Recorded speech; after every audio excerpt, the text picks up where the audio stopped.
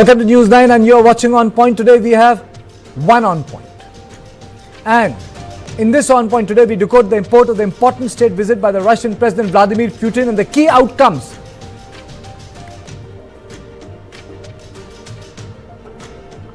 But let's take a quick look at the headlines. Outrage against Indigo Airlines in India. CEO apologizes for inconvenience. Civil aviation cracks the whip, but for the time airline gets reprieve to set the house in order.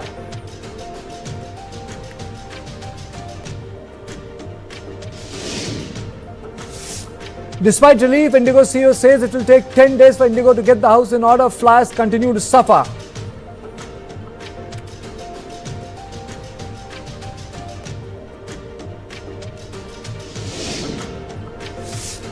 Home and auto loans set to become cheaper as RBI cuts repo rate by 25 BPS to 5.25%.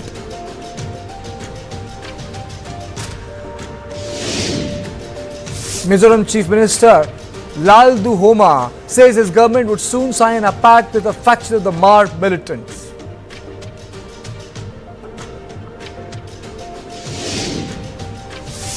Temple money belongs to deity, cannot be used to save cooperative banks, says Supreme Court while hearing plea filed by cooperative banks challenging a direction of the Kerala High Court asking them to return the deposits to the Tirunelveli Temple Devasam.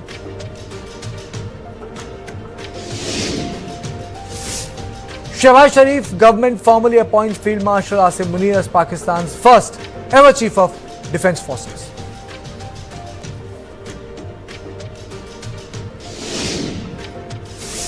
A team of negotiators from the Trump administration plans to visit India next week for trade talks.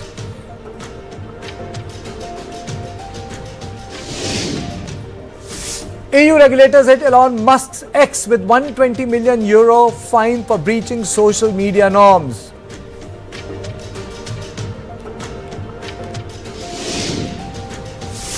In a setback to Israel, anti-Hamas militia leader Yasser Abu Shabab killed in Gaza.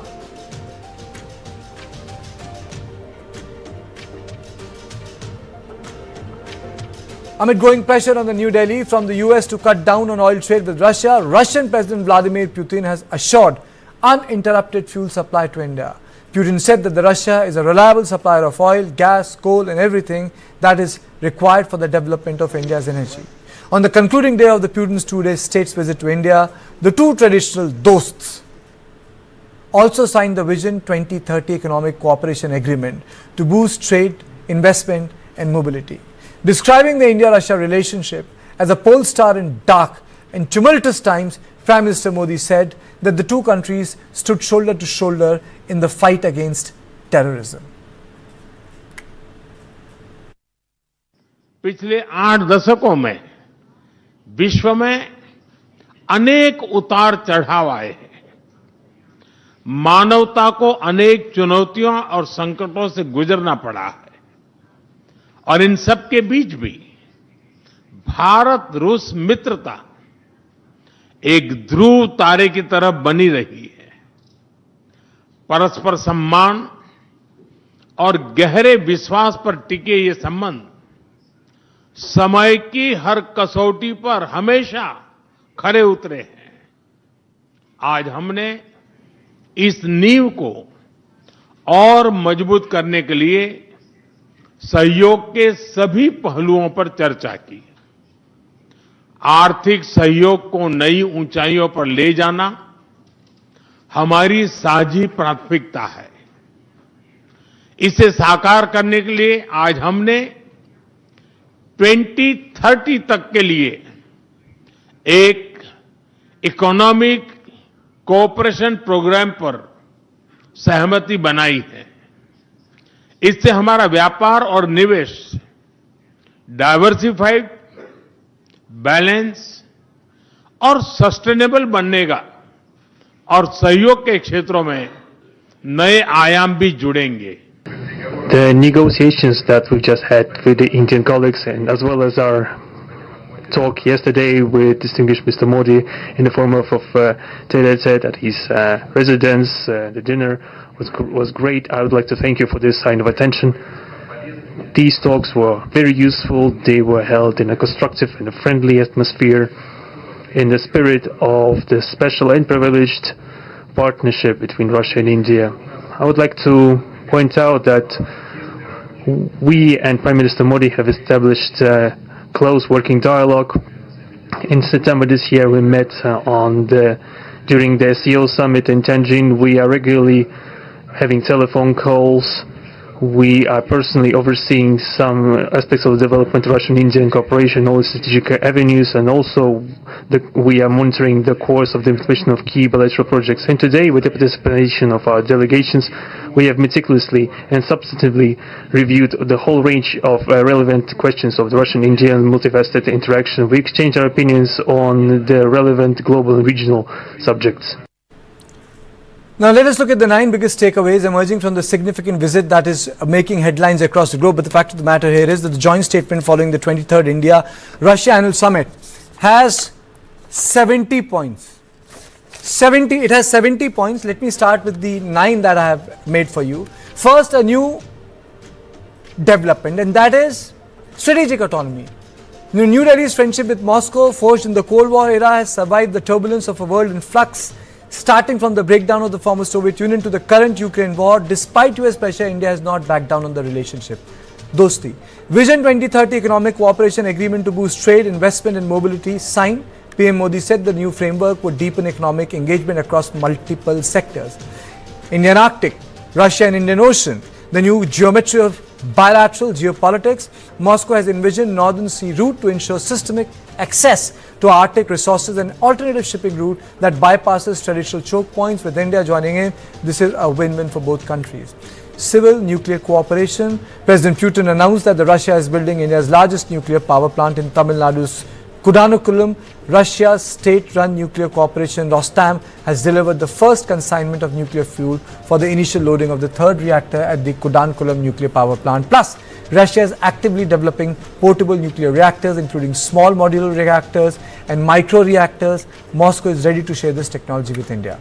Standing shoulder to shoulder in the fight against terrorism, Prime Minister Modi said. Whether it is the terrorist attack in Pahalgam or cowardly attack on the Crocus City Hall, the root of all these incidents is the same. India's unwavering belief is that terrorism is a direct assault on the values of humanity and that global unity against it is our greatest strength. Energy security ties to get stronger, Putin said. India has right to buy Russian energy and US cannot tell it not to purchase it, since Americans themselves buy nuclear energy from Russia. Backing India, he said, Russia is ready to continue uninterrupted shipment of fuel for the growing Indian economy. Defense cooperation to increase. Despite recent diversification, the backbone of India's military still rests on Russian military hardware, from fighters and tanks to submarines to missile systems. This will get stronger with India's bid to acquire more S-400s. Bilateral trade ties to flourish. India-Russia trade stands at $68.7 billion in financial year 24. Putin said last year bilateral trade turnover grew by 12%, setting a new record. Now the target is to get the figure to $100 billion by 2030. To this end, the creation of a free trade agreement between India and the Eurasian Economic Union will help, added Putin. And tourism thrust. PM Modi said India has announced a free 30-day e-tourist visa and a free 30-day group tourist visa for Russian citizens. Apart from the trade and economic cooperation, the two world leaders also discussed regional and geopolitical issues. Now, let me introduce my guest. I'm joined by Sami Manoj Kotwani, President India Business Alliance. He joins me from Delhi. Professor Scott Lucas from Dublin, from International Politics, Clinton Institute. Ambassador Meera Shankar and Lieutenant General Shaukin Chauhan. Let me straight away go to Sami Manoj Kotwani. 70 page. And I think more than 50 are dedicated to pure play business, pure play people-to-people interaction. Very detailed. Your opening comments, sir. Namaste. It's a privilege to be here today. President Putin's visit to India has once again reminded the world that the India-Russia partnership is not transitional, it's transformation. Our nations share a friendship built on trust, respect, and consistency, something very rare in today's uncertain global environment. For Indian business operating in Russia, this visit has brought renewed confidence. We see clear signals on energy cooperation, manufacturing, localization, logistic corridors like INSTC, and new opportunities in banking and payments. These are not abstract policies. They directly support the thousands of Indian enterprises working in Russia and Russian companies expanding their footprints in India. Sammy, there's a lot of focus on the Far East. Do you think that was neglected? If I went through it in terms of minerals, in terms of people-to-people interaction, in terms of, diamond cutting industries. There are large portions dedicated to, in India having its own space there. And apart from that, India also gets to open 2 new consulate in Russia. If I am not wrong, there's one consulate in Kazan and the another consulate is Yekaterinburg. Yes. See, for both countries, the message is simple: stability creates prosperity, and this visit has cemented the stability of our long-term partnership. India will continue to be a reliable friend for Russia, just as Russia has always stood by India in good times and in challenging ones. As president of Indian Business Alliance in Moscow, I can say confidence that the private sector is ready. We are prepared to scale investments, strengthen supply chains, support Russian regions, and bring Indian innovation into new sector of Russian economy. In a world moving multipolarity, India and Russia showing what is balance, risk looks like. This is the true significance of this visit. Absolutely. General Chauhan, your opening comments, sir. There is also a portion on military and military technical cooperation, 28, 29 and 31. And the important part which I feel is, it says in the point 31, both sides agreed to encourage joint manufacturing in India of spare parts, components, aggregates and other products for maintenance of Russian origin arms and defense equipments under Make in India program through transfer of technology and setting up of joint ventures for meeting the needs of the Indian armed forces as well as subsequent export to mutually friendly third countries. I'm strictly going by the joint statement. I've just decided to change the format. I'll go by what has been released. Sir. General Chauhan? Yeah. Sorry, I missed the last part. No. I said the issue is. Yeah, please go on. Yeah. The issue is that we have had a very lasting and rewarding defense relationship with Russia. And President Putin's visit to India actually marks this very, marks this very important visit. It's definitely more than just a bilateral ritual. It's a strategic recalibration of what has actually been happening in the world. The important thing is that almost 65 to 75% of our defense arms equipment have Russian origin. And over the last couple of years, last 10 to 15 years, this equipment has been going rapidly vintage, and we are looking for better technology. We're looking for upgrades. We're looking for large amount of situations from America, from the world.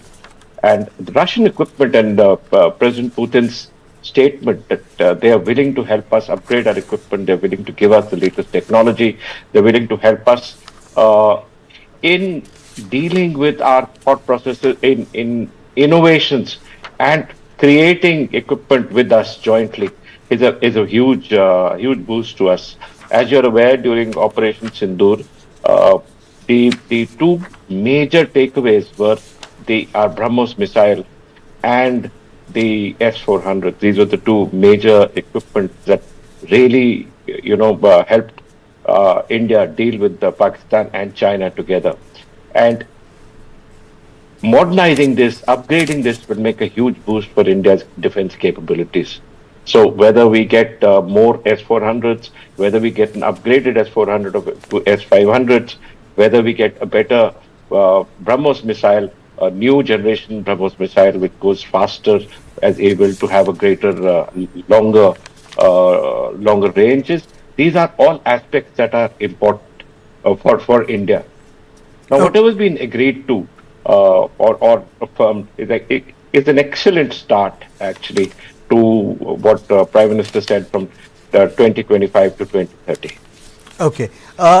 Ambassador Meera Shankar, cooperation in the UN and the multilateral fora has roughly 18 segments to it. 18. I think that's the maximum they have devoted. And there are a couple of keywords, ma'am: reform, multilateralism, and great emphasis on BRICS, SCO, and IBCA, which is International Big Cat Alliance. And yes, apart from others, you know, there are a lot of issues that they have addressed. For example, strong support for India's membership of the Nuclear Suppliers Group, or the prohibition of the development, production, stockpiling of bacteriological weapons. But then there was a great emphasis again and again on BRICS, SCO, and reform, multilateralism. Madam, you have served in the United States of America. US President has completely broken the political consensus that exists in the last 25 years. How do you see what has been churned out in this summit in context of the way American administration right now is behaving, ma'am? I think the US has upturned the traditional international order, and India has borne the brunt of US tariffs, both 25% reciprocal tariffs and 25% tariffs for import of Russian oil and energy. And clearly the rest of the world wants to create space vis-a-vis the United States and its very raw dominance or domineering behavior over the rest of the world, and its no holds barred pursuit of its own interest, so at the cost of other countries. So I think that this is something that not just India and Russia, but a large number of developing countries will be searching for. How do you create space and have these alternative poles which provide some breathing room for countries faced with this kind of raw assertion of US power? India has for long, in any case, advocated multipolarity, and our policy is one of multi-alignment, as we call it, that is having relations with each of the great powers based on our national interest, therefore flexibility in shaping how we interact with the US, Europe, and Russia, not one at the cost of the other. And I think this kind of balancing provides a stabilizing factor in a world which is increasingly ripping apart and polarizing. So I think it's an important visit, and most important has been the political signaling, if you will, from the two countries, that despite US pressure, they are not going to dilute their relationship, and that they see the relationship as a stabilizing force and see each other as reliable partners in a very volatile and fluid world. Okay. Professor Lucas, when you joined me today afternoon, you said that your assessment, I'm not holding on to the word like on purpose, but you said that the nature of the visit would be tactical, not strategic. Now, with this 70-point draft out, will you change your assessment, or do you still stick to it? No, I think it's very tactical. But I think it's tactical in the sense that Ambassador Shankar talked about, which is balancing. And also, I think it's actually a demonstration of India's strategic autonomy by lots of ceremony, lots of rhetoric, but in practical steps, not getting too close to the Russians until there's a ceasefire in Ukraine. And I guess let me explain that. I haven't seen the full document, but I did watch the statements carefully of both men. If you actually look at the practical agreements that came out of this, beyond the sort of headline one over the nuclear reactor and Russian assistance, and even that can be shaky. If you look at the history of Russia, for example, in terms of its support for nuclear reactors in Iran, what was interesting is what didn't get completed. You didn't get a completion on the military deals, on on, for example, the S-400 or the Su-57 at this point. And remember that only 2 days ago, India balanced this with a deal for the Seahawk helicopters, a $1 billion deal from the United States. You did not get any type of confirmed deal on the Russian energy supplies, despite Putin saying there will be unlimited. And remember, this is at a time when 6 of 7 Indian refineries have suspended or cut back their imports of Russian oil because of the U.S. secondary sanctions. And the trade agreements to get to 100 billion or more, we would like to get to 100 billion rather than having a substantial confirmation of this. I could go on, but for example, note that there was actually a suspension of talks between the Indian oil company and Russia's Rosneft today because of the threat of secondary sanctions, and that Air India stepped back and did not have talks on the aviation sector because of the threat of sanctions. I'm not saying I support those sanctions. I'm just saying they're there. And here's the key. I still look at that statement that Prime Minister Modi made, which I think was very carefully calibrated. We are not neutral. We are on the side of peace. And I think that is a signal to the Americans. It's a signal to the Europeans. It's a signal to Ukraine that India very much wants this ceasefire. But of course, it's a signal to Vladimir Putin, who wants a ceasefire. And here's the key. Putin rejected that ceasefire yesterday when he spoke with India today. He actually said, we are going to take more Ukrainian territory, the Donbass region, and we will take this by negotiation or by force. And after the statements by Prime Minister Modi and Putin today, the Kremlin spokesperson Dmitry Peskov, we will be continuing our military action. Okay. Here's where I would like you all to help me. Behind the scenes, in careful Indian diplomacy, in that balancing, in that strategic autonomy, is there an encouragement by Indian officials talking to the Russians, which is, look, you occupy 20% of Ukraine.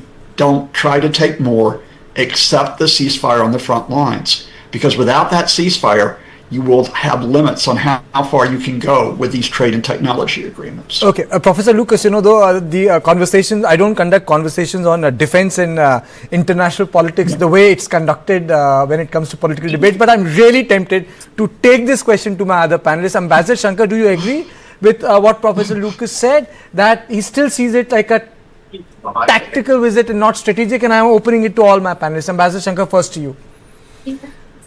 Well, I would say that substance-wise, it's dealt with softer issues.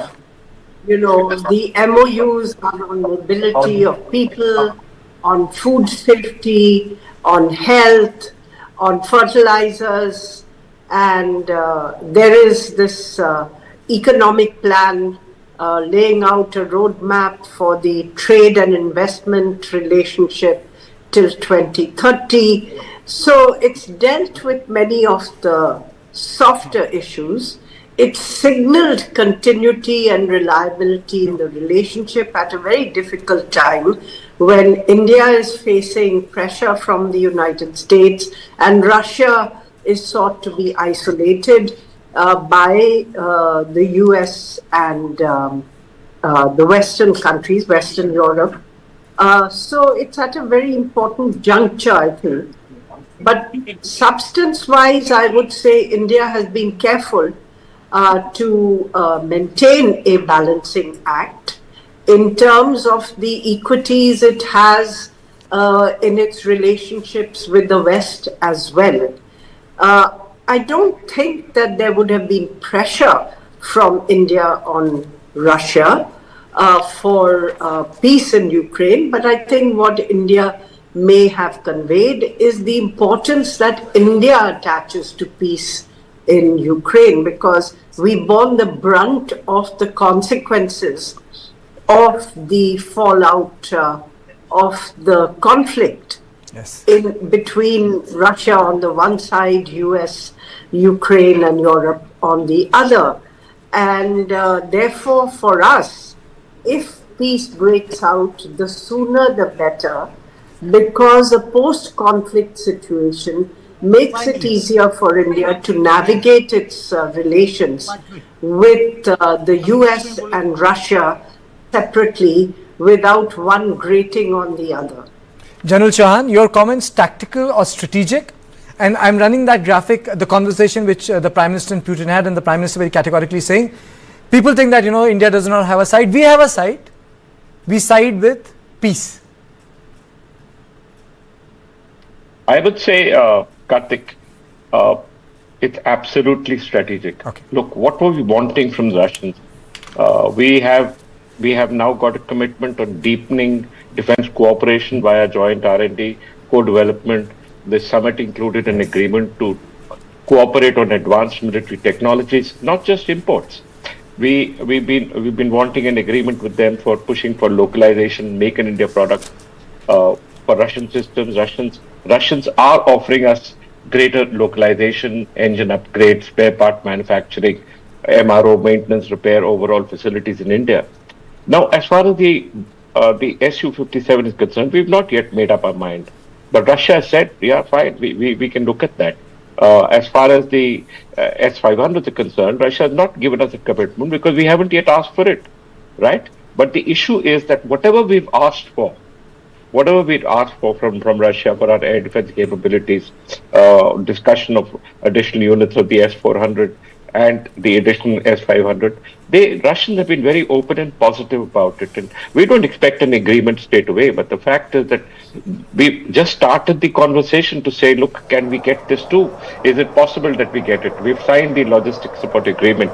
That's a huge advantage for India. And so also the Russians have given us an assurance of continued supply of critical spare parts, engine support for existing Russian origin platforms. You're aware we have the T-90s, we have the T-72s, we have the BMP-2s. All of this Russian equipment needs to be upgraded, and Russians have given us a carte blanche as far as upgradation is concerned. They will do anything to us for helping us upgrade this equipment.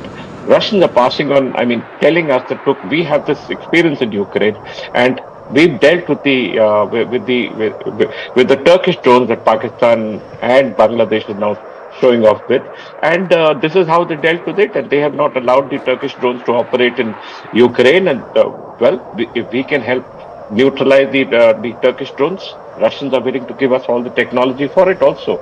The joint interest in high-tech cooperation, that's what we were looking for again, beyond classical arms, civil military, R&D, next generation systems, discussions to include space cooperation, high-tech manufacturing.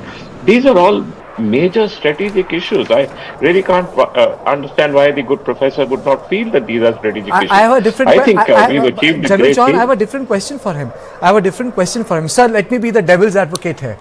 Professor Lucas, let me be that. Why? Sure. And my question to you, sir, is that Ukraine war is Europe's war. It's not India's war. Why do we need to see this summit from the perspective of the war that is taking place in Ukraine? It can be independent of it. Well, the reality of this is, first of all, is that the cost of the Ukraine war on the Russian economy go beyond the 1.3 million casualties.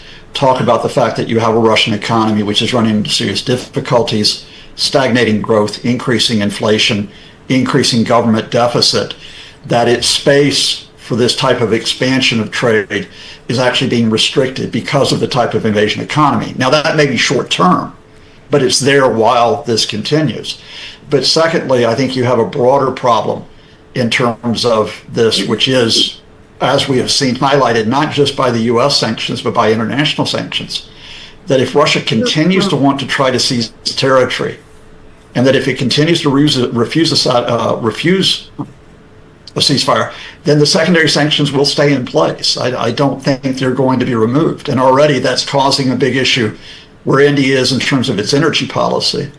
In terms of the broader question, I fully appreciate what the general's saying. I just think we're having a slight difference in terms of how I see strategy versus tactics.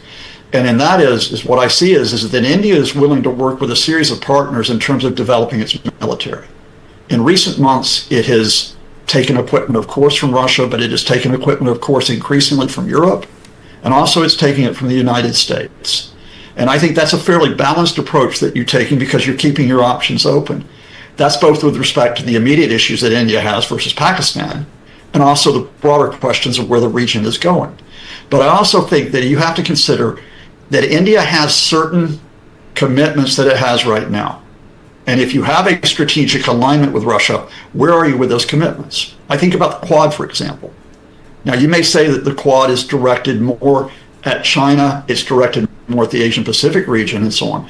But I still think if you have an embrace of Russia strategically, you still have a question in terms of where you aligned with not only the United States, but with countries like Japan and like Australia. That's why I'd say that I actually think, and I think the general are not that far apart, I just think what he's defining as strategy, I think is a very careful calibration by India, which means autonomy. And what autonomy means is you don't embrace the United States too closely, because we know how unpredictable that is. You don't embrace China too closely, because we know how unpredictable that is. But you don't embrace the Russians too closely, because it's not just a question of their policy on Ukraine. It's a question of the fact that it's become so centered around Putin that the Russian system is going to face major challenges, even if they did accept a ceasefire in the near future. Okay, thank you. I mean to say, it's a different perspective, and I have to really admit. Thank you, Ambassador Meera Shankar, for joining me. Thank you, Professor Lucas. General Chauhan, you please stay with me. It's time for a short break, and I'll be back with a fresh subject directly related to what happened today, and it will be about what is the importance of India's presence in the Arctic region. After a short break.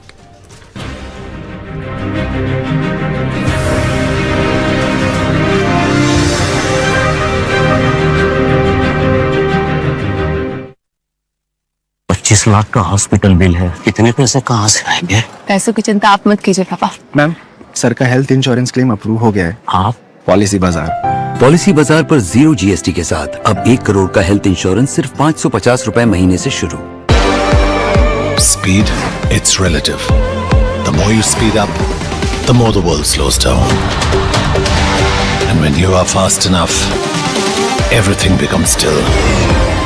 That's when you see the world as it truly is.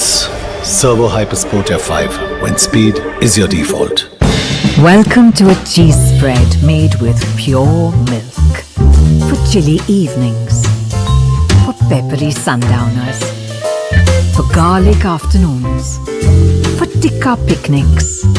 Welcome to Amul cheese spread. Spread the richness. आराम से हाँ। सामान देना भैया। अब आगे क्या करना है? वो बिट्टू की पर्ची में देखो ना, कहाँ गई पर्ची? नमस्ते जी। हाँ? मुझे पता है वो पर्ची में क्या लिखा होता है। आप चलिए मेरे साथ। व्हीलचेयर, ये आपका और ये हाँ। आपका। पर्ची में शॉपिंग की बात तो जरूर लिखी होती है। थोड़ी पेट पूजा की बात कोई पर्ची में ना लिखे, ऐसा हो सकता है? टिफिन लाया। Thank you. अरे पर्ची मिल गई। पर्ची में तो ये सब लिखा ही नहीं था। हम है ना आपकी पर्ची। सिर्फ वर्ल्ड क्लास एयरपोर्ट्स नहीं चलाते हैं, आपके सफर में हम सफर बन जाते हैं। अदानी हम करके दिखाते हैं। लास्ट टाइम कश्मीर गई थी ना, वहाँ खाया शहद, पर उसके लिए कश्मीर जाना पड़ेगा। अरे कश्मीर क्यों जाना, कश्मीर ही यहाँ आ गया। सुंदर वादियों में महकती खुशबू और रंग बिरंगे फूल, इनमें से शहद निकाल कर जमा किया जाता है असली शहद, लायन कश्मीर हनी। असली शहद, असली स्वाद।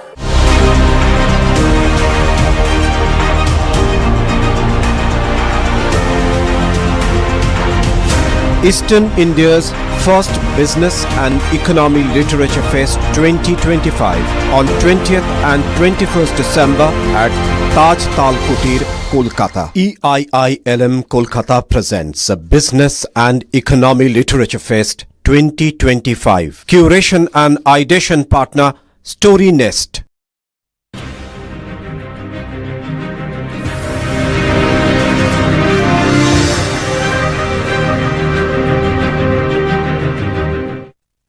Welcome back to our rolling coverage on the summit that took place in Delhi. Hectic day. Prime Minister Narendra Modi and President Putin spent a last day together. President Putin would be, had a long day with the Indian delegation. He attended the business summit as well. I'm joined by Professor Swaran Singh. I'm also joined by General Shaukin Chauhan. I'm also joined by Ambassador Suresh Goyal, and I think Ambassador Meera Shankar will also be with me if we can get her through. But straight away I'll go to Ambassador Suresh Goyal. Sir, Your opening comments, a lot of people say that it's tactical, some said it's strategic. My question is very different. One thing which is very close to me, there was a mention, it's a 70-page document, and I'll just go by it. There's a great emphasis on the Arctic cooperation. What is the importance of it, sir? Kartikeya, thank you very much. I wouldn't even want to go through the 70-page document because I don't think that we can finish it in time. But Arctic cooperation, very extremely important area, and I've been talking about this for a long time, even before Putin came to India. And I've been saying that 2 or 3 areas which are actually important for us from the strategic point of view with Russia. One of them is Arctic. The Arctic, China is already actually scampering around, trying to get access into the Arctic simply because not just the minerals, but also in terms of the access into the northern hemisphere, going to Europe directly, and getting to the Antarctic from there. It's important that we find a route through Arctic to have that kind of a strategic access into the European and the Western Peninsula that we need to have if we really think that we have the strategic significance that we should have. If Russians are prepared, I have not read the document as to what extent of cooperation they're talking about. If it is peripheral cooperation in terms of just, giving access to the boats and giving access to people, etc., I'm looking for something deeper, really.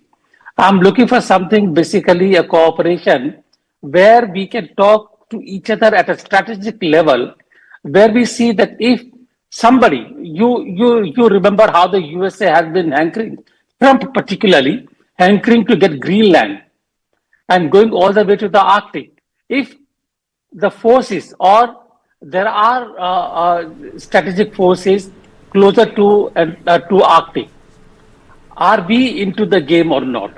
If Russia can give us access into the game, I will be happy. But if they're just going to keep us on the periphery to keep us happy, we need to try for it again. Is this the new race, Professor Swaran Singh, which we are going to witness with climate change? And I'm sorry to say that, instead people, the countries and the leaders, instead of fighting it, are actually gaming it, in the sense when the sea melts, it becomes open during the winters. People think, countries are thinking in terms of shorter routes to each other, mineral colonization and other stuff. But the fact of the matter is that we are also weaponizing, militarizing that area. Right now there are 2 or 3 vessels which can do this. Imagine the plethora of vessels doing that in such a fragile ecosystem. That's true. I think that's a very, very fundamental drift geologically, and of course also in terms of geopolitics. And I'm delighted that on your channel you repeatedly brought the focus on that new area opening up with several potential risks and also opportunities. And naturally, Russia is a major player. China has become increasingly another very, very important stakeholder. But it's not that India has not been engaged. India had issued its Arctic policy way back in March of 2022. And it has been also kind of engaged with that region. And Russia, India coming together will definitely sort of accelerate that process of both sides gradually working together in minimizing the risks and expanding opportunities. And the Arctic policy that was issued had 6 clear pillars defined already, and top priority was given to science and scientific research. Primarily, this could have impact on Indian monsoon, on which most of India's environment depends. So, understanding geological evolution of climate and environment. Then, of course, also more brass tacks on economic and human development as to what can be extract, how the shipping could become a slightly different way of more efficient approach to certain destinations. How to also organize international governance of this new opening area of Arctic, because you don't want countries simply, roughshod their own national interest driven kind of exercises. There have to be norms and regulations, and then for that, we have to focus on building a certain capacity, and for that, India had already, way back in 2007, set up Himadri station there for observation, and another station called INDARC, INDARC, was another observatory that started there from 2014. So India is engaged with that region, is what I'm underlining. India is not the number one player in determining and in sort of exploring that area. But in that sense, since India has clear interest in that region, India has engaged and invested in that region, very clearly close cooperation with Russia is going to open several new avenues to accelerate that getting into knowing that region and getting in grip of what India can obtain and what can India contribute, as I said, to minimize risks and increase opportunities. Because the point 21 and 22, which is the cooperation in the Russian Far East and Arctic, and this question is to General Chauhan and then I'll go to Ambassador Veena Sikri. It mentions both Far East and Arctic zone. So my question to General Chauhan is that why is Arctic important to us in context of military? And then subsequently I'll go to Ambassador Sikri. Madam, Far East has received a specific paragraph and it receives it in context of agriculture, energy, mining, manpower, diamonds and pharmaceuticals. First to General Chauhan, the Russian and the Indian men trained under you in Russia, why is Arctic important to us? Karthik, see, the recently ratified reciprocal exchange of logistics support, the RELOS, actually enables both our militaries, navies to access each other's bases, ports, airfields, etc. So that's a huge agreement. Because of RELOS, Indian naval vessels and aircraft will have access to Russian facilities, some of them which are in the Arctic, along with the Northern Sea route, which gives India a maritime foothold, because as of now we don't have maritime foothold, into the polar waters. Russia has also proposed, which is part of the defense discussion, a joint production of Arctic class, ice class, polar capable vessels with India. And that's a huge change for us, because from a navy that is regional, we are moving into a blue water navy, world class navy. We will get icebreakers, ice capable cargo, container ships, tankers, LNG carriers, enabling year round navigation through the Arctic waters, which is a huge change for us. And within the broader bilateral agreement, we've also, we've signed multiple Arctic cooperations in which we may join Russian Arctic research, Arctic platforms, scientific logistic, and possibly for military cooperation also. So these are issues that, we are improving our capabilities to deal with a largely fractured world now. In the future, this world is only going to be fractured even more. So this is an important issue, and it will help us out in a great deal. This is one area where Russia has a nuclear icebreaker. They also have a nuclear floating power plant. Both are in Arctic. Ambassador Sikri, thank you so much for joining me. Your opening comments, madam, and this special reference that the Far East has received in point number 21 in context of agriculture, energy, mining, manpower, diamonds, pharmaceuticals and maritime transport, madam. Yeah, I think absolutely the reference to the Arctic, and India has been an observer in the Arctic Council since 2013. So our interest is well established. The scientific research is well established. I think we have to look at the connectivity aspect also. That is very, very important. I agree with what General Chauhan said about the Navy and the military Navy, and now us making these very special ships together with Russia for Arctic exploration. But the connectivity aspect is vital because of the Vladivostok-Chennai corridor. This has always been there as a big mention of a connectivity pole between India and Russia.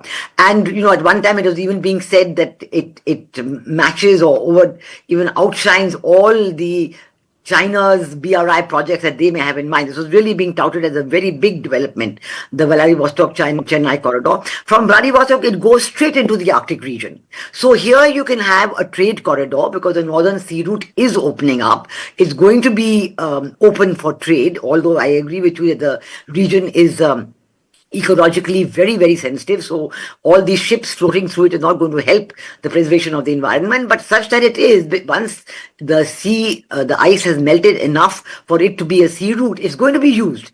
And we are going to be part of it. That is very significant. And preparing to be part of it well in time is very significant, because if you have developed the right from Chennai, can you imagine Chennai to Vladivostok and then into the Arctic route?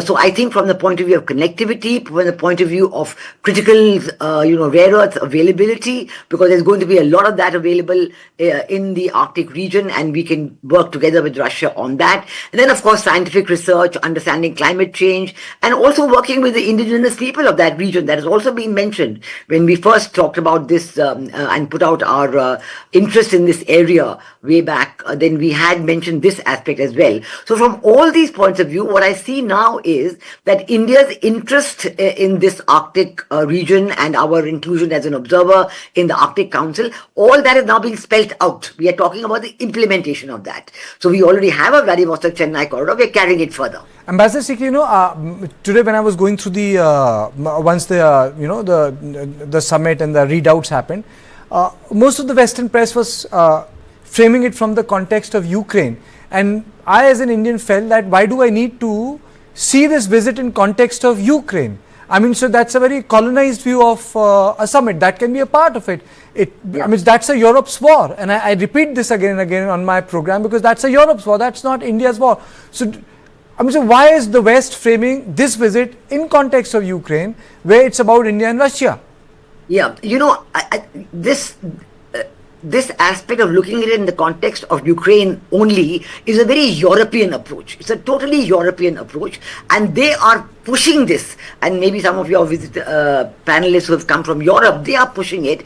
And in fact, today, I must tell you, it's very interesting that the national security strategy issued by the White House is actually criticizing Europe and saying why you're facing civilizational erasure. Why are you focusing on this approach to Ukraine, where you were not allowing peace settlement to come into being? And they are hung up completely on what they call ceasefire first and then negotiations. And President Putin is saying must have negotiated settlement first, right from the beginning. So I think that Europe's approach is wrong. They would happily classify India-Russia as a tactical rather than a strategic partnership. That is because they are only looking at it from one point of view. We are not. We are looking at it in a short-term, medium-term and long-term context. Very much. Ambassador Goel, your thought on it? The way the Western press is trying to frame it from the perspective of Ukraine, rather than not witnessing what has been entirely achieved by this visit, and meeting between two leaders of sovereign nations? First of all, I think when India and Russian leadership meets, clearly the world is going to watch as to what is being discussed and what is the outcome. And if there is one issue which is actually occupying the attention of both the USA and Europe at the moment, that is Ukraine. Gaza, where real massacre has taken place, doesn't matter at all. But that is just incidental. But coming back to Ukraine, for Europe, it's a major issue simply because the NATO and the security umbrella under NATO has become really the major economic activity for Europe. The amount of the arms and the weapons and the aid and everything that has come to Europe from the USA because of NATO and because of security architecture, I don't have the figures, but we all know it's a humongous amount. And therefore, for Europe, anything which will actually sound the death knell of NATO would be a catastrophe. Europe is obviously interested in making sure that NATO does not die. And therefore, Ukraine is a test case. Why do you think Europe is pushing Ukraine to become member of NATO, even though they themselves have not done anything to encourage it?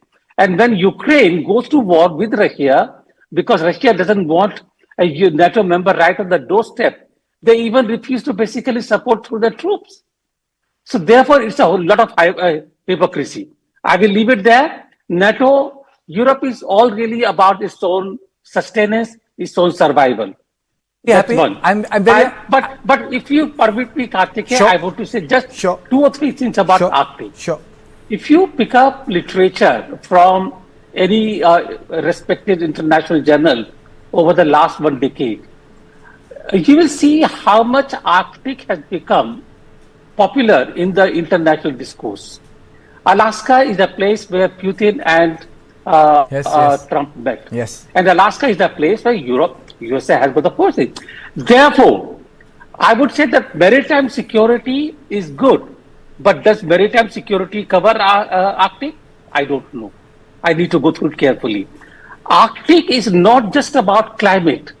Arctic is about basically the new area where even if there is no Cold War, but the contest for power begins.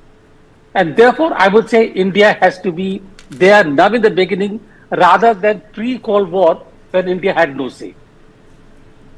Absolutely. But you mentioned a word, Gaza. Point 66, both sides reiterated their commitment to peace and stability in the Middle East. Not many people, thought about it, but since I went through it, I was surprised. No one was talking about it. Professor Swaran saying 66, both sides reiterated their commitment to peace and stability in Middle East, West Asia / West Asia. For us, it's West Asia. For Americans, it's Middle East. So West Asia, calling for restraint, protection of civilians and compliance with international law and the need to refrain from taking action that could further escalate the situation and compromise regional stability. Important thing is coming, sir. They stress the importance of resolving the Iran nuclear issue through dialogue. They express concerns over the humanitarian situation in Gaza and strongly stress the importance of all parties concerned to remain committed to agreements and understanding reached between them for cessation of conflict, humanitarian assistance and a sustainable peace. People were focused on other things, but even in this 70-point annual summit statement, Gaza, Tehran, they find a mention. Professor Swaran Singh. Absolutely. These are countries and the region where both India and Russia have very strong stakes. And this is not the first time that their views have deviated, if not contradicted the Western narratives as to how the countries of the Western world want to organize peace and stability in the Middle East or West Asia. India, China, Russia have always had positions that are constantly at variance, sometimes in contradiction to how the peace and stability in that region need to be organized. Plus, of course, countries like Iran and Syria are very close partners with Russia. India, interestingly, is a country which is unique in many ways. Is friend of Saudi Arabia, but also friend of UAE and Iran, is friend of Israel, is friend of Egypt. Indeed, that is how President Joe Biden in September of 2021, when he wanted to create a Quad for West Asia, picked up UAE, Israel, United States and India. So both India and Israel have very strong stakes in this entire region, and they stand by Iran in many ways, repeatedly underscoring the fact that the violence and the coercion is only going to drive Iran in the wrong direction, and therefore fundamentally one has to address issues of security and skepticism and suspicions that Iranian leaders have had. And therefore I think it is a reiteration collectively, and there is no surprise that this has a long 70-paragraph joint statement.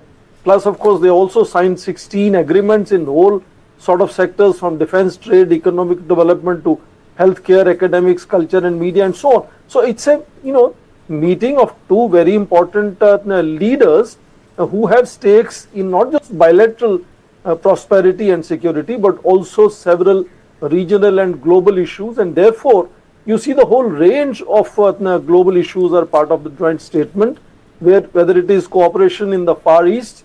Indeed, I now remember 20th summit of India-Russia happened in Vladivostok in 2019.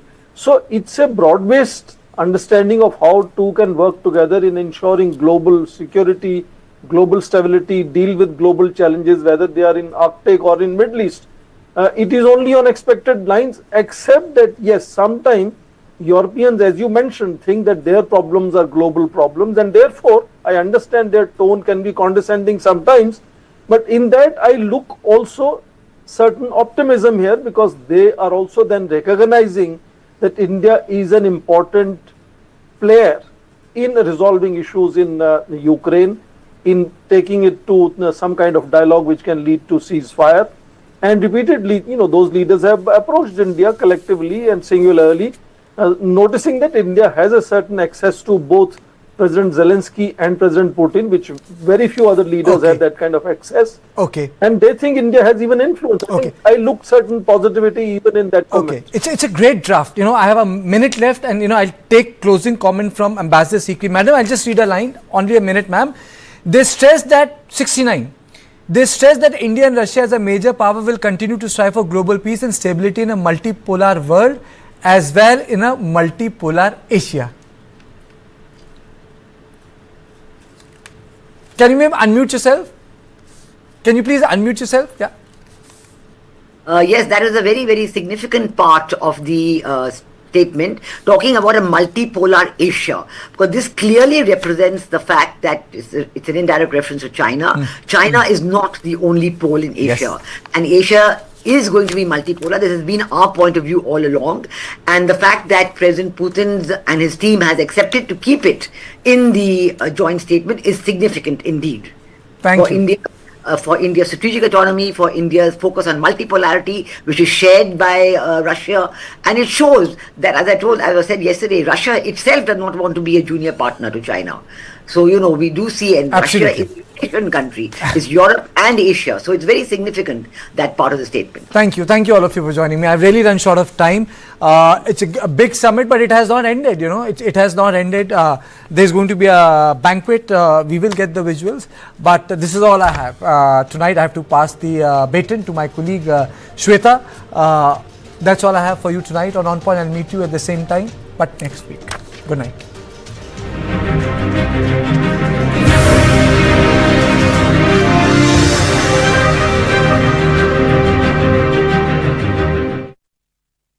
सोच रहा हूँ term life insurance ले लूं ताकि मेरे बाद family को पैसों की कमी ना हो। तू भी ले ले। अबे जल्दी क्या है, बाद में देख लेंगे।